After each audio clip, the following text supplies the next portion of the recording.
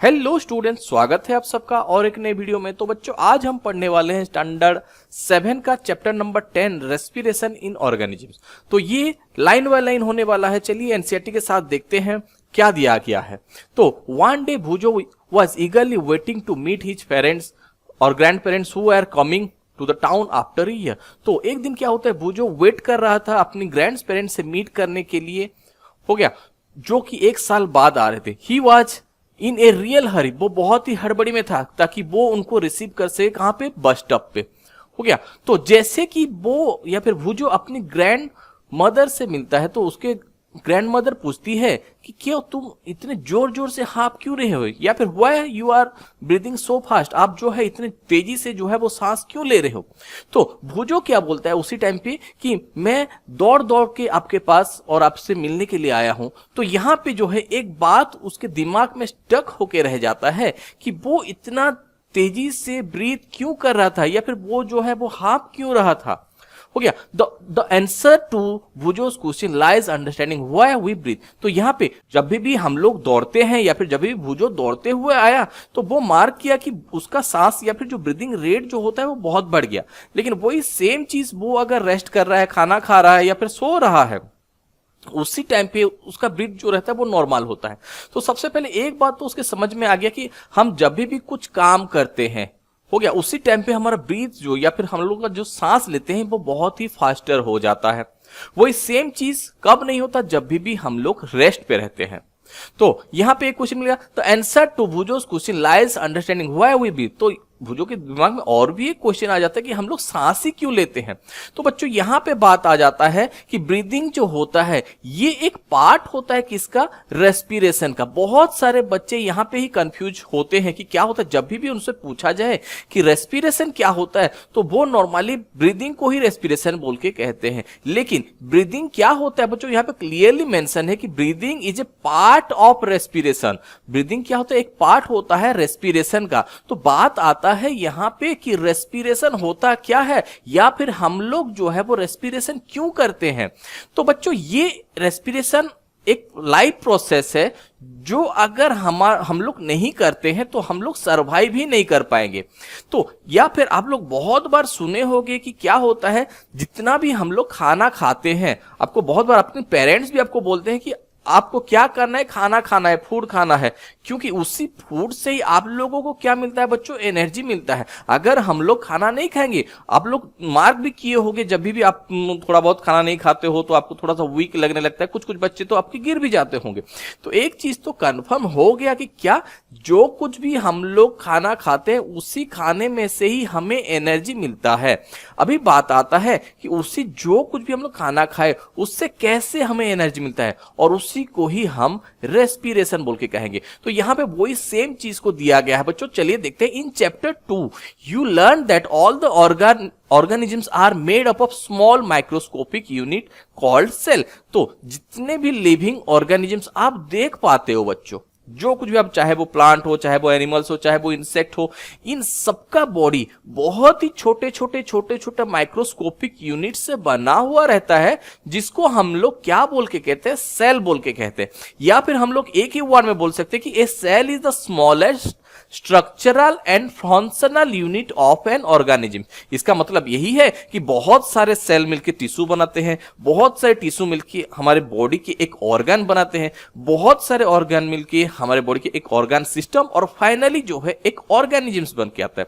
तो सबसे छोटा यूनिट का अगर बात किया जाए हमारे लिविंग ऑर्गेनिजम्स के, तो वो क्या होता है? सेल होता है।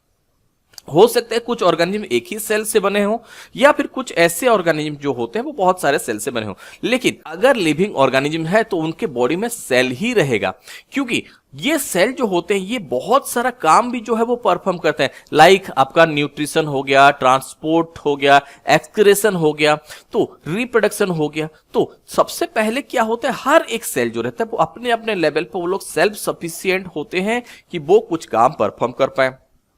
न्यूट्रिशन से जो एनर्जी रिलीज होगा उसको ट्रांसपोर्ट या फिर अलग सेल्स को भेजना या फिर डिफरेंट डिफरेंट बॉडी पार्ट्स को भेजना, ये हो गया आपका ट्रांसपोर्टेशन। तो इसी प्रोसेस के टाइम पे जो वेस्ट प्रोडक्ट भी बनता है उसको भी सेल से बाहर भी फेंकना, ये भी किसका काम होता है बच्चों? सेल का ही होता है। एक्सक्रीशन के बाद आता है रिप्रोडक्शन। तो सेल भी जो होते हैं वो रिप्रोड्यूस भी करते हैं बच्चों। एक सेल से 2 सेल बनना, 2 सेल से 4 सेल बनना, ये भी काम जो है वो सेल परफॉर्म करते हैं। इवन इफ जब भी हम लोग सोए हुए रहते हैं या फिर जब भी हम लोग पढ़ते भी रहते हैं, ऐसा नहीं कि हम लोगों के बॉडी के अंदर सारे के सारे काम बंद हो जाते, नहीं। जब भी हम लोग रेस्ट भी करते रहते हैं बच्चों, उसी टाइम पे भी हमारे बॉडी को जो है वो कुछ ना कुछ एनर्जी जो है वो जरूरत होता है। और ये सारे के सारे कौन परफॉर्म करता है बच्चों? वो सेल ही परफॉर्म करता है। समझ में आया? हो सकता है हम लोग खाना खाते वक्त हो, स्लीपिंग और रीडिंग, हम हर एक कंडीशन में हमें एनर्जी का जरूरत होता है। और ये सारे के सारे एनर्जी हमें कहां से मिलता है बच्चों? फूड से ही मिलता है। जो खाना हम लोग खाते हैं उसी फूड के अंदर एनर्जी स्टोर होकर रहता है और वो फूड हमारे बॉडी में डाइजेस्ट होने के बाद by the process of respiration वो क्या करते हैं? एनर्जी में कन्वर्ट होते हैं। और इसीलिए हमारे पेरेंट्स भी जो होते हैं वो बहुत बार या फिर बार बार हमें बोलते हैं कि आप लोग खाना रेगुलरली खाओ, ठीक टाइम पे खाओ, ये सारे के सारे क्यों? क्योंकि फूड हैज स्टोर्ड एनर्जी, खाने के पास स्टोर्ड एनर्जी होता है और which releases during the respiration. तो यहां पे क्या होता है बच्चों? कुछ थोड़ा बहुत दिमाग में आ रहा है कि रेस्पिरेशन क्या होता है? चलिए देखते हैं कि therefore all the living organisms respire to get energy। तो इसीलिए क्या होता है कि जितने भी लिविंग ऑर्गेनिज्म होते हैं ये सारे के सारे रेस्पिरेशन प्रोसेस करते हैं ताकि वो जो खाना खाए उसी खाने से एनर्जी का रिलीज हो सके। तो थोड़ा बहुत कुछ कुछ क्लियर हो रहा है? ड्यूरिंग, तो यहां पे क्या होता है? रेस्पिरेशन प्रोसेस में रेस्पिरेशन क्या होता है? Respiration is the process of releasing energy from the food. ये क्या होता है? थोड़ा आगे और थोड़ा क्लियर हो जाएगा। तो ड्यूरिंग ब्रीदिंग, जब भी हम लोग सांस लेते हैं बच्चों, यहां पे क्या होता है? We breathe in air. तो हम लोग क्या लेते हैं? आपका एयर लेते हैं जिसमें बेसिकली अब क्या होता है? ऑक्सीजन प्रेजेंट रहता है। हो गया। And we breathe out the air which is rich in carbon dioxide. जब भी हम लोग सांस लेते हैं वहां पे क्या होता है? हमारे बॉडी के अंदर ऑक्सीजन एंटर करता है और जब भी हम लोग ब्रीथ आउट करते हैं उसी टाइम पे हम क्या करते हैं? कार्बन डाइऑक्साइड को रिलीज कर देते हैं बाहर को। तो the air we breathe in, जो सांस और जो एयर हमारे अंदर गया, is transported to all of the body and ultimately reach all of the cell. तो जो ऑक्सीजन या फिर जो हवा हम लोग लिए कब? ब्रीदिंग के टाइम पे, ये सारे के सारे कहां पे जाते हैं? हमारे बॉडी में जाते हैं और फाइनली जो है हर एक सेल तक पहुंचते हैं। ये स्टेप बच्चों याद रखना। जो एयर हम लोग ब्रीद इन किए, जो एयर हम लोग लिए, वो एयर कहां पे जाएगा? पहले हमारे बॉडी में एंटर करेगा, बॉडी में एंटर करने के बाद वो फाइनली हमारे हर एक सेल में पहुंचेगा। एंड सेल में क्या होता है? In the cell the oxygen in air help in break down of the food. तो जो खाना हम लोग खाए थे हो गया, वो डाइजेस्ट होके, जैसे कि हम लोग चैप्टर 2 में पढ़े हैं बच्चों कि क्या होता है? खाना जो होता है वो डाइजेस्ट होने के बाद या फिर प्रॉपरली ब्रेक डाउन होने के बाद वो एब्जॉर्प्शन हो जाता है और एब्जॉर्प्शन के बाद वो क्या होता है? हर एक सेल में जो है वो पहुंच जाता है।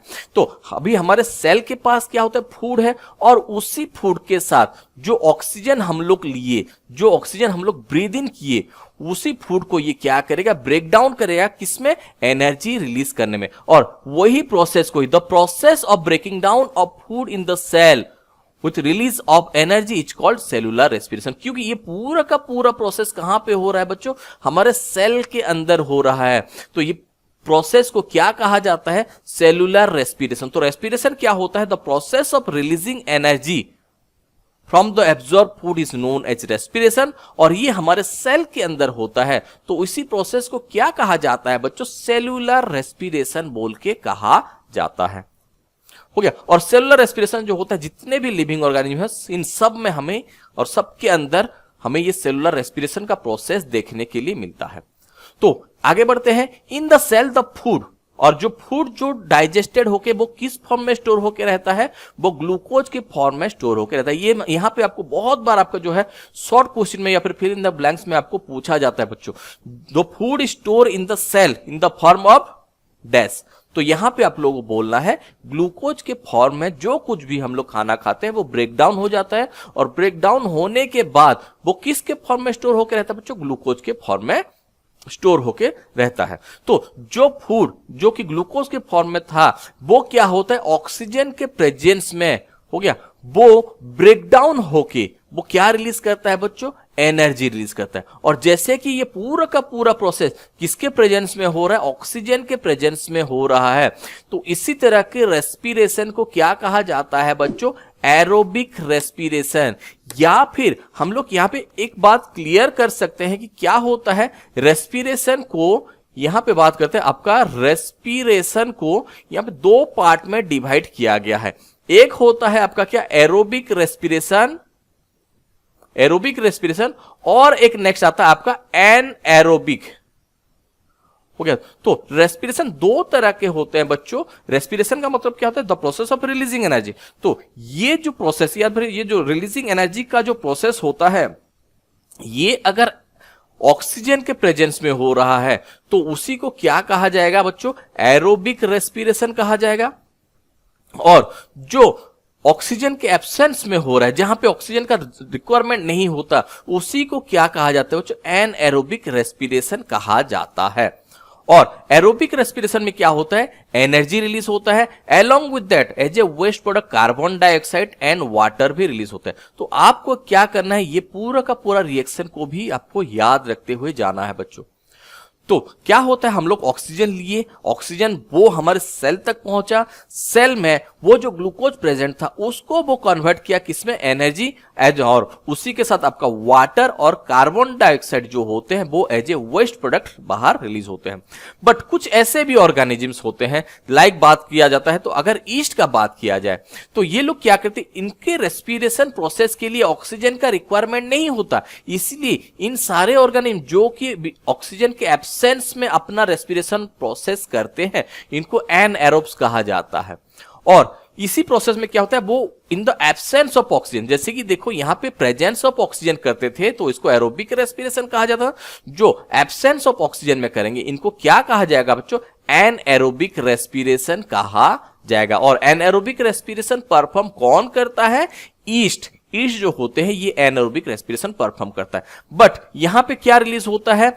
यहां पे तो कार्बन डाइऑक्साइड रिलीज होता ही है, एनर्जी भी रिलीज होता है, लेकिन यहां पे वाटर की जगह यहां पे क्या रिलीज होता है बच्चों? अल्कोहल रिलीज होता है। समझ में आया? एनारोबिक रेस्पिरेशन और एरोबिक रेस्पिरेशन में क्या डिफरेंस है? एरोबिक रेस्पिरेशन में carbon dioxide, water and energy release होता है, एंड एनारोबिक रेस्पिरेशन में alcohol, carbon dioxide and energy release होता है। समझ में आया? एनारोबिक रेस्पिरेशन क्या होता है? In the absence of oxygen, और एरोबिक रेस्पिरेशन क्या होता है? In the presence of oxygen. तो यहां पे वही सेम चीज दिया गया है बच्चों। Yeast are the single cell organism, single cell या फिर यूनिसेलर ऑर्गेनिज्म होते हैं जो कि हमें खुली आंखों से नहीं दिख पाते, और ये सारे के सारे क्या करते हैं? एनारोबिक रेस्पिरेशन परफॉर्म करते हैं, और उसी प्रोसेस के टाइम पे क्या रिलीज करते हैं? अल्कोहल रिलीज करते हैं, और उसी अल्कोहल को किसमें? आपका वाइन, बियर बनाने में इसका यूज होता है। इवन इफ हमारे जो मसल सेल भी होते हैं बच्चों, ह्यूमन के जो मसल सेल भी होते हैं, ये भी कभी कभी एनएरोबिक रेस्पिरेशन परफॉर्म करते हैं। तो ये कब होता है बच्चों? ड्यूरिंग द हैवी एक्सरसाइज, जब भी हम लोग हैवी एक्सरसाइज करते हैं, या फिर खूब तेज दौड़ते हैं, या फिर साइकिलिंग करते हैं, वॉक करते हैं बहुत टाइम तक, या फिर हैवी वेट लिफ्टिंग अगर करते हैं, तो उसी टाइम पे क्या होता है? हमारे बॉडी के अंदर टेम्पररी टाइम के लिए हमें डेफिशिएंसी हो जाता है किसका? ऑक्सीजन की कमी हम लोग महसूस करते हैं, और उसी टाइम पे हमारे बॉडी के अंदर के ऑक्सीजन को मेंटेन करने के लिए हमारे मसल सेल जो कि ग्लूकोज में प्रेजेंट रहते हैं, वो सारे के सारे क्या करते हैं? In the absence of oxygen वो भी एनर्जी रिलीज करते हैं, और अलोंग विद दैट यहाँ पे क्या होता है? एक लैक्टिक एसिड भी फॉर्मेशन होता है। वही सेम चीज को दिया गया है बच्चों। यहाँ पे देखते हैं, our muscle cell can respire anaerobically, हमारा मसल सेल जो होते हैं वो एनारोबिक रेस्पिरेशन करते हैं, but only for a short time, कुछ छोटे से कम टाइम के लिए। When there is temporary deficiency of oxygen, जब भी टेम्पररी मतलब कुछ टाइम के लिए हमें ऑक्सीजन का डिमांड फुलफिल नहीं कर पाता है, और ये कब होता है? हैवी एक्सरसाइज के टाइम पे, रनिंग के टाइम पे, साइकिलिंग के टाइम पे, वेट लिफ्टिंग के टाइम पे, तो यहाँ पे क्या रहता है, ऑक्सीजन का डिमांड हाई रहता है और उसी को जो है मेंटेन करने के लिए हमारे मसल सेल जो होते हैं वो क्या करते हैं, एनएरोबिक रेस्पिरेशन परफॉर्म करते हैं। और उसी टाइम पे क्या प्रोड्यूस होता है बच्चों, glucose in the absence of oxygen वो प्रोड्यूस करता है लैक्टिक एसिड प्लस एनर्जी, ये प्रोड्यूस करते हैं। समझ में आ गया बच्चों। तो have you ever wonder why you get muscle cramp after heavy exercise, तो यहां पे पूछा गया है ये जो लैक्टिक एसिड जो प्रोड्यूस होता है बच्चों, इस लैक्टिक एसिड का और एक भी, और ये ज्यादा से ज्यादा अगर लैक्टिक एसिड फॉर्मेशन होता है, the excessive accumulation of lactic acid in our muscle it's leads to muscle cramp. और उसी लैक्टिक एसिड के वजह से क्या होता है बच्चों, मसल क्रैम्प होता है, क्योंकि हमारा सेल जो रहता है वो एनएरोबिकली रेस्पायर करता रहता है और उसी की वजह से लैक्टिक एसिड फॉर्मेशन होता है। हो गया। और उसी लैक्टिक एसिड के वजह से मसल क्रैम्प होता है। क्लियर है। और अगर अनफॉर्चुनेटली हमारा मसल क्रैम्प अगर रह जाता है या फिर, तो हम लोगों को क्या करना पड़ेगा, हॉट वाटर बाथ लेते हैं या फिर एक मसाज लेते हैं। तो एज ए रिजल्ट क्या होता है, हमारे हर एक सेल में क्या होता है, ब्लड का सर्कुलेशन जो होता है वो थोड़ा सा अच्छा हो जाता है। और ब्लड का सर्कुलेशन मतलब क्या, ऑक्सीजन का सप्लाई होता है हर एक सेल पे, और ऑक्सीजन के सप्लाई की वजह से हमें रिलीफ मिलता है कहां से, मसल क्रैम्प से। समझ में आया। वही सेम चीज यहां पे देखिए, हॉट वाटर बाथ और message improve circulation of blood. क्या होता है, जब भी हॉट वाटर बाथ से हम लोग नहाते हैं या फिर मसाज लेते हैं तो वहां पे क्या होता है, सर्कुलेशन ऑफ ब्लड होता है। As a result the supply of oxygen to the muscle cell increase, oxygen का सप्लाई जो होता है वो मसल सेल में इंक्रीज होता है। And the increase in supply of oxygen results in the complete breakdown of lactic acid. तो oxygen का सप्लाई जब भी होता है तो ये लैक्टिक एसिड क्या हो जाता है, ये ब्रेकडाउन हो जाता है किसमें, कार्बन डाइऑक्साइड और वाटर, और हमें जो है वो रिलीफ मिलता है। तो बच्चों ये था हम लोगों का रेस्पिरेशन के बारे में इंट्रोडक्शन, और कितने तरह का रेस्पिरेशन होते हैं। यहाँ पे बहुत सारे क्वेश्चन भी आते हैं। अगर आपको सारे के सारे क्वेश्चन भी अगर चाहिए तो कमेंट बॉक्स में कमेंट कर दीजिएगा, तो मैं सारे के सारे क्वेश्चन भी आप लोगों के लिए ला सकूं। मिलते हैं नेक्स्ट वीडियो में इस टॉपिक को आगे बढ़ाते हुए, तब तक के लिए बाय बाय।